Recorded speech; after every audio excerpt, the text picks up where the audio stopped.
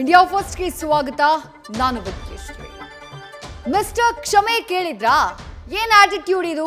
ನೀವೇನು ಹಿಸ್ಟೋರಿಯನ್ನೋ? ಹೈಕೋರ್ಟ್ ಹೇಗೆ ಹೋಗೀತು ಅಂದ್ರೆ ಇಲ್ದಿದ್ರೆ ನಾಯಕನ್ಗೆ ಕರ್ಚೀಫು ಇಲ್ಲಿದ್ದಿದ್ರೆ ಸಾಲ್ತಿರ್ಲಿಲ್ಲ.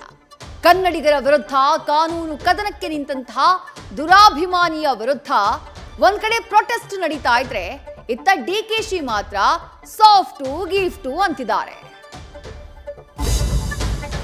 ಹೇಮಾವತಿ ಕೆನಲ್ ವಿಚಾರದಲ್ಲಿ ಸರ್ಕಾರ ಪ್ರತಿಷ್ಠೆಗೆ ಬಿತ್ತ.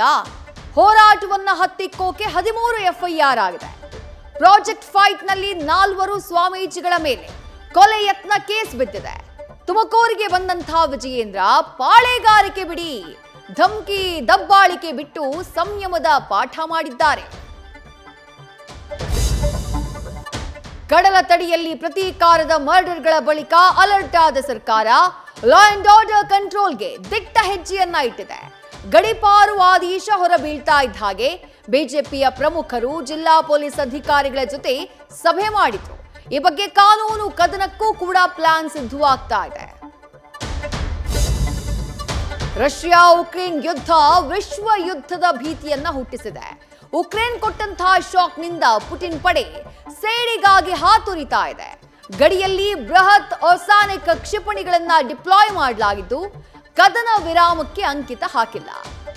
ಅಮೆರಿಕದ ಪರ್ಲ್ ಹಾರ್ಬರ್ ನೆನಪಿಸಿದಂತಹ ರಷ್ಯಾ ನ್ಯೂಕ್ಲಿಯರ್ ಭಯ ಸೃಷ್ಟಿಸಿದೆ.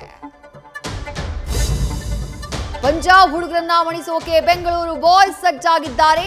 ಟಾಸ್ ಗೆದ್ದಂತಹ ಪಂಜಾಬ್ ಆರ್ಸಿಬಿಯನ್ನ ಬ್ಯಾಟಿಂಗ್ಗೆ ಆಮಂತ್ರಿಸಿದೆ. ರೆಡ್ ಆರ್ಮಿ ಗೆಲುವಿಗೆ ರಾಜ್ಯದಲ್ಲಿ ಹಾರೈಕೆಗಳ ಸುರಿಮಳೆಯಾಗಿದೆ.